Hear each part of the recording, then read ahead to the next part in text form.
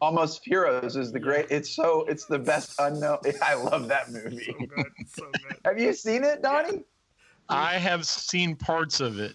When he's like teaching him the alphabet, and he's like, this is the capital A, and he's like, yes, I've seen that.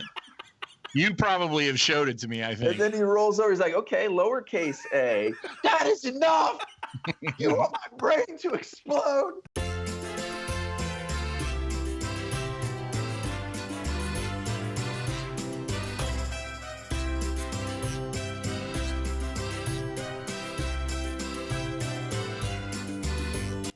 What's up, guys? It's Chris, and I'm here with another short for Real Amigos, and I'm joined by my two co-hosts, Donnie Miles. Donnie, say hi. Hola. And Phil from Jacksonville, Florida. That's gonna be our thing now. Great. And Philip Miles. Phil, say hi. Hey. Oh, gentlemen, how are we doing? I feel doing? like a guest. What? I feel like a guest. Why? Why do you feel like a guest? I haven't been on yet. Hey, Phil, thanks for joining us for this short. That's right. So, real quick, if you guys don't know where you are, this is Real Amigos. We are a podcast, both audio and video. We like to talk about movies, and so we take a movie every 2 weeks, and we just spend an hour talking about what we love about it, what we didn't like about it, try to convince each other what's good and what's not. We talk about sand a lot. And then in between our full episodes, we have what are called shorts. That is where you are. Let me say this: if you don't already know, you can subscribe to our podcast. The audio version is on iTunes, Google Play, Stitcher, SoundCloud. You can find it out there. Just search Real Amigos. We also drop this every week as a video podcast. The audio and video go up on Friday. The video, of course, is on YouTube, so you can go to Real Amigos on YouTube and find us there. All right, that's enough of that. Do it. That's right. That's enough of that. Let's jump in. Now, before we get into kind of some news bits that we want to talk about, and we have a new segment at the very end called Donnie's Top 5, which we're going to get to. But before we do all of that, we need to talk about The Matrix. So if you are listening to this, last week's episode 2, was about the 1999 cult classic, The Matrix, starring Keanu Reeves.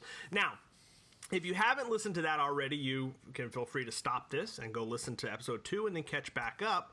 But if you have already listened, then you know we talked about The Matrix a lot. I went on a deep dive into The Matrix after last week's show because we had some back and forth about what The Matrix actually was, and a lot of it actually was explained in both of the 2 sequel movies and in the Animatrix. But those are things that I don't relatively go back to. I mainly just go back to the primary movie. So I thought we nailed it. I mean, I thought we had some great insight. How deep? When you say deep dive, are you talking like belly button tattoo deep dive? I mean, a whole day. I'm talking about I spent pretty much the whole day rewatching. This podcast is going to wane in its thoroughness when Chris starts working. I thought that. Maybe. All right, so let's talk about this. I just want to hit on a couple things because literally we could spend another 2 or 3 hours talking about what I found out. But a couple things that we talked about that I wanted to kind of clarify. So again, if you're listening to this is kind of just talking about the movie that we talked about last episode. So first off, let's talk about The Matrix. One of the things that I kind of threw out in last week's episode is that I thought each individual person had their own Matrix. That is not true. And Donnie actually was kind of on the other side of that, thinking that it was one whole Matrix, and so we kind of went back and forth. So just to clarify, again, if you're listening to this, the actual canon, what is believed to be what in the movie is there is only one Matrix. The Matrix is made up. It's supposed to represent late 20th, early 21st century world Earth, and so it's made up about between roughly 7 to 8 billion people. Of those people, about 99% of those people are actual what they consider in the wiki that I got into. They basically consider the people blue pills and red pills. So the blue pills are obviously the ones that aren't woke up, and the red pills, because that's what Neo takes, are the ones who are kind of attuned to what the real world is. Woke. They're definitely woke. So you have about 7 to 8 billion people. Most of those are blue pill people. Now, inside the Matrix, you have programs. The Oracle is a program. The Architect, which is inside the Matrix, is a program. Of course, all of the agents are programs. Okay, so that's the concept. Did we determine that anything an agent takes over is a program, or can they No, we're getting to that. Show notes. We are. Hashtag show notes. We are. So before we get into possession, I wanted to talk real quick just about the actual the evolution of the Matrix. So there was they originally pitched the first Matrix that the architect built was called the Paradise Matrix, and it was basically just like that, a paradise. The problem with it was that it was too good to be true. People didn't believe it, so they started failing. I remember this. And so they had to this scrap it. This is all sounding familiar. Okay, so they had to scrap it. The second Matrix they built was called the Nightmare Matrix. So the Nightmare Matrix was built up on cause and effect, and it was built up with basically fantasy elements, and there were angels and dragons, and it was just kind of like this hodgepodge of stuff. That obviously that didn't pan out either. So the third Matrix is when the architect created the Oracle, and the Oracle was to focus on studying the psyche, the human psyche, and then figure out how to manipulate that. And so it basically came down to free will, and it came down to faith. So the core of the human character is that humans need to have free will, and they have to believe in something. And so that is what the Matrix is wrapped up in. So what they did was they created the prophecy, which we'll talk about the prophecy in a second. They created the prophecy of the One, and they unplugged 14 people. All right, there were. It was all No, intentional. sorry, not 14. 20. You sound like a crazy person. I do sound like a crazy person. So at the beginning of the third Matrix, the Matrix that we are in the movie, the one that works, they take 23 people, 7 men and 16 women, and they unplug them. And they move them to Zion, and they tell them the story of the One. And then they spend about a century slowly unplugging people, repopulating Zion in search of fulfilling the prophecy of the One. Now, the original 23. The original 23, yeah. So then what happens is the One eventually takes his place as the Messiah, and he gets to the architect, which is what we see in Matrix with Neo, and he's given a choice. He can either go into the source code, which would save Zion, or he could go back into the Matrix, which would ultimately destroy Zion. And so what happens is when they go into the source code room, they actually reboot. So what happens for the architect is the Matrix has to, about every 100 years, has to reboot. It's like a computer system. And so it has to be brought back to 100%. And so in order for it to do that, it has to have a reboot every 100 years. So my computer reboots every 10 seconds. So what they do is they force feed this religious, like this messianic, this Messiah complex to these people that the Messiah is going to come and save them, and then it basically ends up wiping everybody out, and they start the cycle over. They take another 23 people, they tell them the story again. When we get to Neo was actually the 6th Messiah, the 6th one. So they've done this cycle 6 times. So it sounds like, Phil, you brought up last time that, the guys that made the movie, you could kind of apply your own belief system across it. I think you said something like that. But it sounds like if they're saying that they created the Messiah, it's basically a knock on Christianity. Yes, an anti-religion. It's like, you're brainwashed. They're saying religion is the what is it? Opiate of the people. The mass. Yeah. And even go so far as to say your third Matrix would be, your Paradise Matrix is creation, Eden. Mm-hmm. Your terrifying Matrix is post-creation, like Nephilim, Old Testament, fantastical, crazy stuff. Yeah. And then your new Matrix is sort of like the eradication of the fantastical in our current day. Yeah. I hate this movie now. I agree. The more that I thought about it, I'm like, man, I wish they would have just stayed with the first one. Okay, let's just kind of, we can skip through all of this. Look, if you guys just go to Google and type in Matrix Wiki, all this stuff is there. You can find it if you want to read about it. I did enjoy it. It was a lot of fun, but there's some bonkers stuff. I was right about the blue pills, though. When the agents take them over, you said they die. When they're done with them, those are people, and they die. Yeah, so let's so real quick. So we'll talk about possession. So basically the programs, so the agents can take over any entity at all within the Matrix. When they take them over, at that point, the psyche of the blue pill is basically like black out. And so the agent is in control.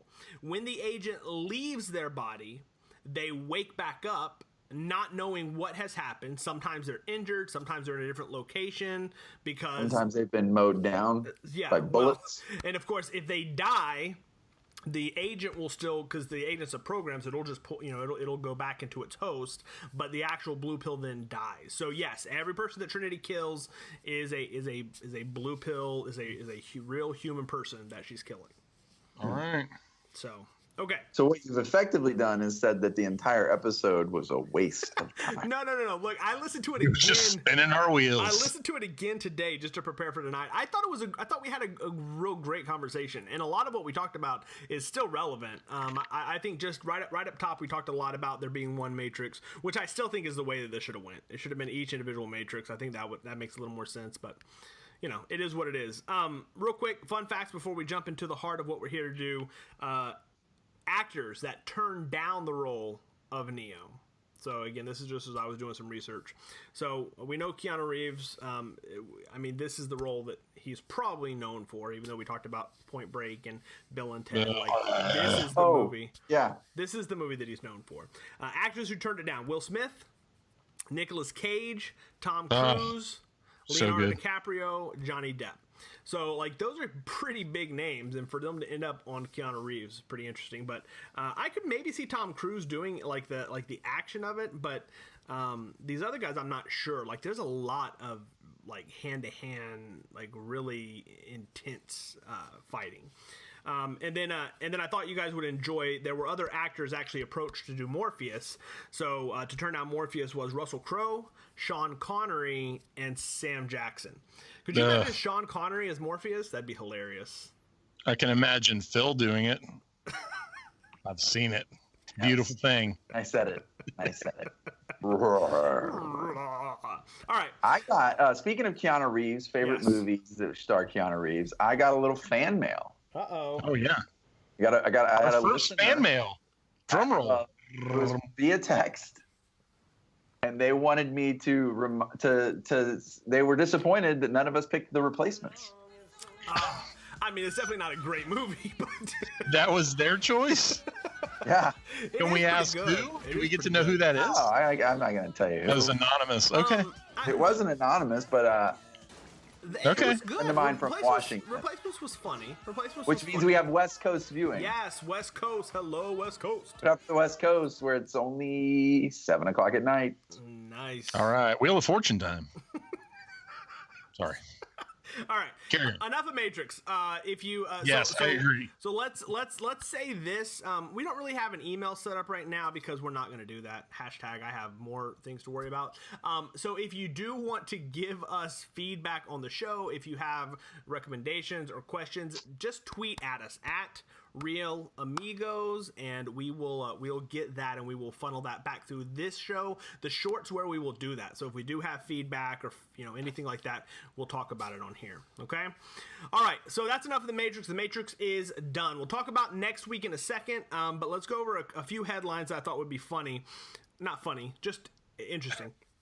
The first one, which we talked about right before going on, is that Black Panther is now the highest grossing superhero film of all time. It surpassed the Avengers, the first Avengers movie. So the first Avengers movie earned $623.3 million. Now this is domestic, and that is two dates. So that's the life of that movie was 623.3. Already in just time out. Is that all revenue? That's DVD sales, or that's just no, that's box office. That's domestic box office. Domestic box office. Domestic. Okay, so that is in its entire run. Which probably had to be 6 months. 4 to 6 months.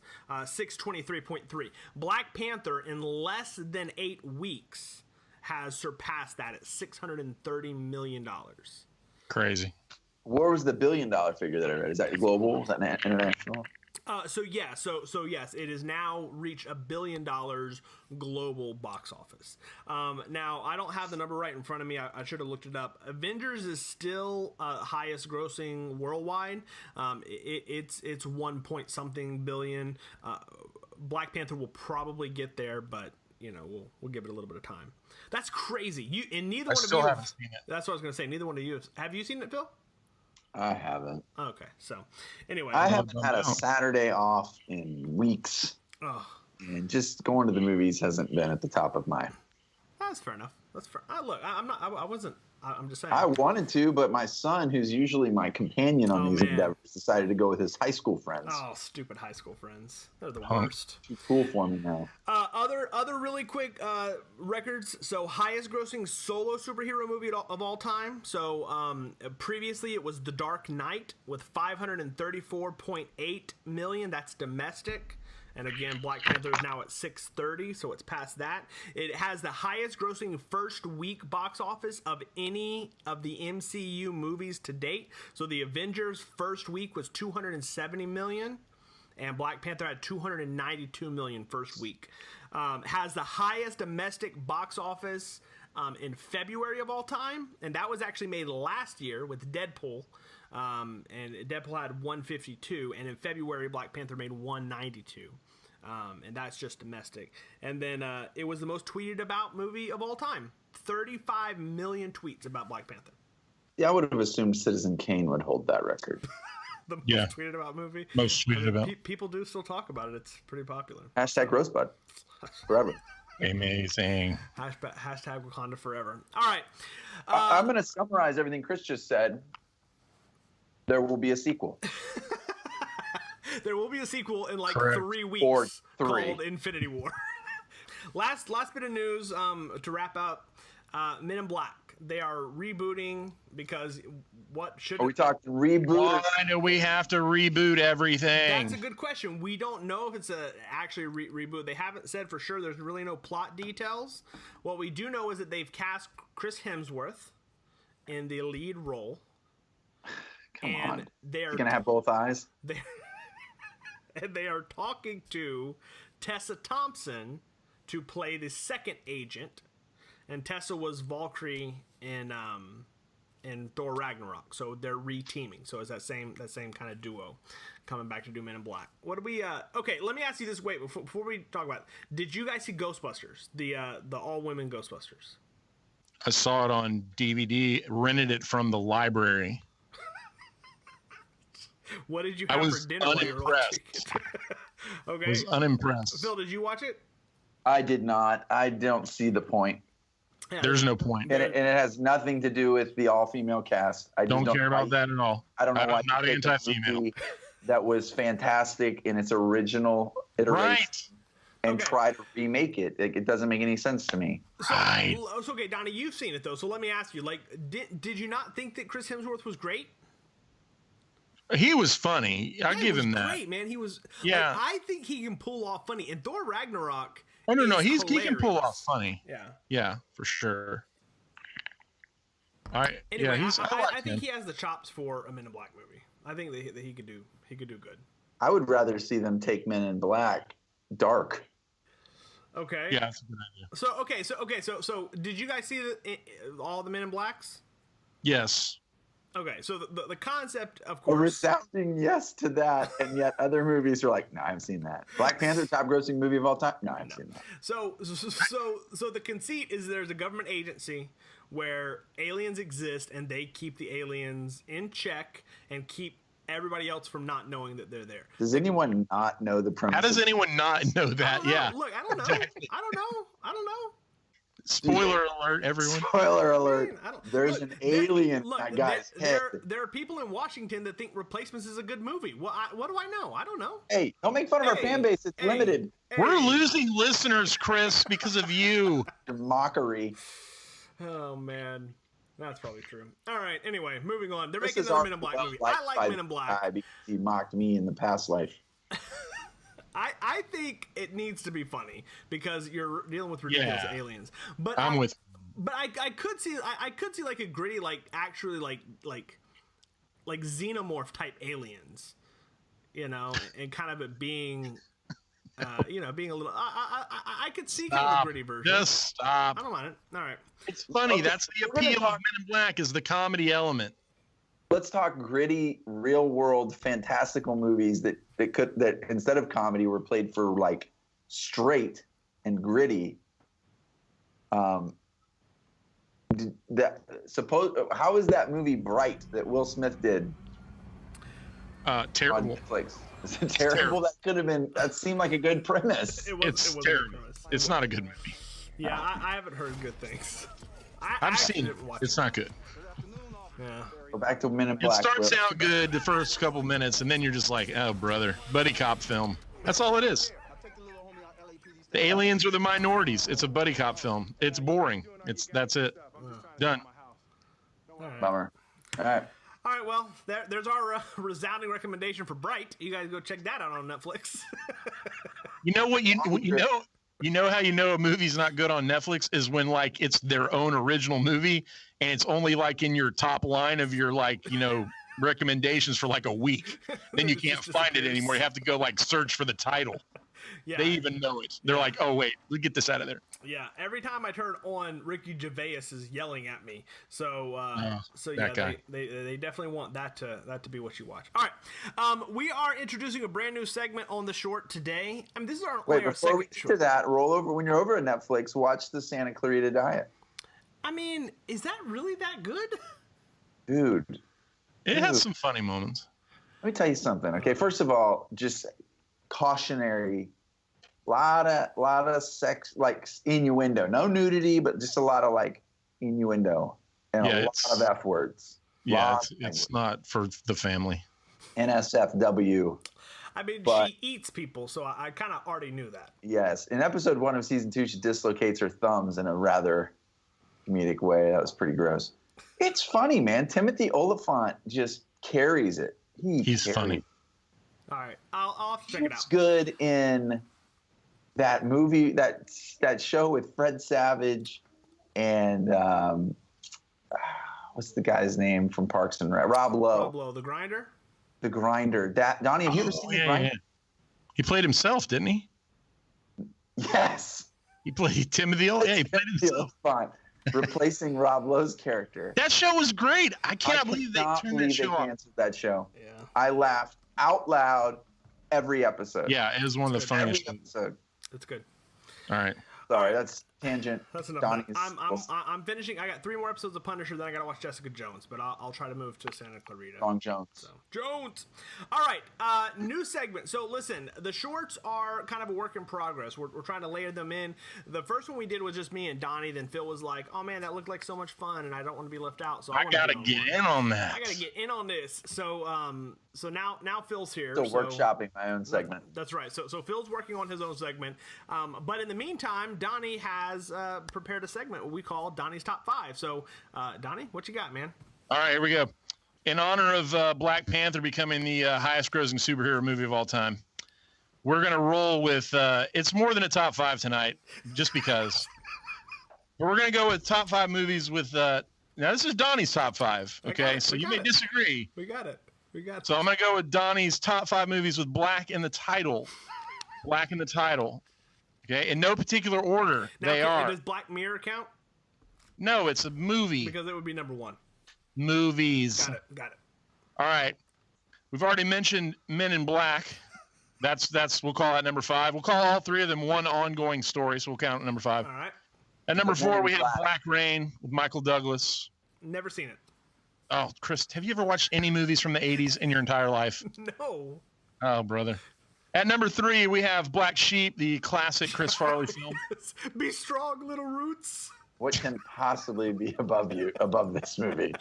At number 2, go ahead. We have Black Hawk Down.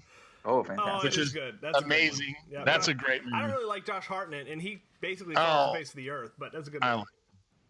At number 1, only because I don't want him to hunt me in my dreams and destroy me, I have put the classic Chuck Norris film, Good Guys Wear Black. Chuck Norris, yes. All right. I also decided to go with movies, a top 5 quickly with Panther in the title. And here it is. Are you ready? Sure. I didn't know there were those movies. At number 1, Pink Panther. At number 2, Return of the Pink Panther. At number 3, Pink Panther Strikes Again. At number 4, Revenge of the Pink Panther. And at number 5, Trail of the Pink Panther. And lastly, films that have an actual Black Panther in them. Number 5, we'll go with the animated Jungle Book from the 60s. Yes, I love that movie. Bagheera, okay? At number 4, we'll go with Cat People from 1942. A super weird movie, but it has panthers in it. People turning into panthers. I actually have seen that. It's so weird. It is weird. But anyway. At number 3, we'll roll with Forrest Gump. Yes, Black Panthers, baby. Bill. Yep. At number 2, we'll go with the new Jungle Book remake. So good. So kind good. of live action. That's Sir Ben Kingsley, right? He does. Who does Bagheera in that one? I think it's Sir Ben Kingsley. Yeah. Is it? Okay, I don't remember that. And at number 1, a film that I hope you've seen because it's really good. It's Apocalypto. Mel Gibson directed movie. I haven't seen Dude! it. That was his follow-up after Passion. Was You gotta watch that, man. There is a Black Panther chasing a dude through the jungle. Yeah, I've seen the scene. I've seen Apocalypto in pieces. Oh, that's such a good movie, man. Seriously, you guys need to watch that. Okay. And let me just an honorable mention one thing on things that have an actual Black Panther in them is a TV show from 1983 called Manimal. Manimal. 8 episodes. Look it up. He can turn into animals, but his kind of go-to animal, just like the Wonder Twins, like one would go to water and one would go to, whatever, a bird. His go-to no, it was usually like an ape. It wasn't usually like an ape that could carry a bucket. No. That was their little chimp friend. Yeah. He was the helper. Yeah. Gleek. Yeah. I don't remember their names, Mork and Mindy or something. I don't know. But anyway, there you go. Words with Black, Words with Panther, movies with actual Black Panthers. There it is. Donnie's top 5. All right. And that's been Donnie's top 5. Listen, if you have an idea of a top 5 you'd like Donnie to tackle, you can tweet him at Miles_Donnie with an IE. And he will get those and compile a fantastic list for you. All right, we are going to wrap by giving you kind of a little bit of a sneak peek into next week's episode. So next week's episode number 3, is all about the 1987 classic Raising Arizona. Fantastic movie. It is fantastic. Written and directed by the Coen brothers, starring Nicolas Cage, Holly Hunter, John Goodman, William Forsythe, Frances McDormand, Tex Cobb, which we talk about a little bit. I will tell you that it was a movie that I had not seen prior to doing the show. Shocker. So it was a first for me, and it was the show. It's gonna be a lot of fun. We have a lot of fun to talk about. I'll give you the synopsis. This is from IMDb. It says, when a childless couple of an ex-con and an ex-cop decide to help themselves to one of another family's quintuplets, their lives become more complicated than they anticipated. And that does not surmise what happens in that movie at all, other than just give you kind of the narrative. It's great. Watch it. It's very good. Watch it. So that will drop a week from right now. So next Friday, as you're listening to this, and so that gives you a week to go watch it and prepare for the episode if you want to follow along with us. Real quick, do you think that movie could have been made today? A movie that makes light of a child abduction? Sure. Why not? Yeah, maybe. I think written the way that it was, probably. I think they get away with a lot with quirky stuff. So yeah. It's pretty quirky. All right, so that's gonna wrap for this. This is short number 2. We appreciate you guys sticking around and checking that out. You can follow our show on Twitter at Real Amigos. You can subscribe to our audio podcast anywhere you listen to podcasts and on YouTube at youtube.com. You can follow Phil at Phil Miles. That's FIL. Terrible follow, but go for it. Phil Miles, and you can follow Donnie at Miles_Donnie with an IE, as I just said. You can follow me on Twitter at NeoLego, and that is our show. We'll see you next week. Bye. Adios.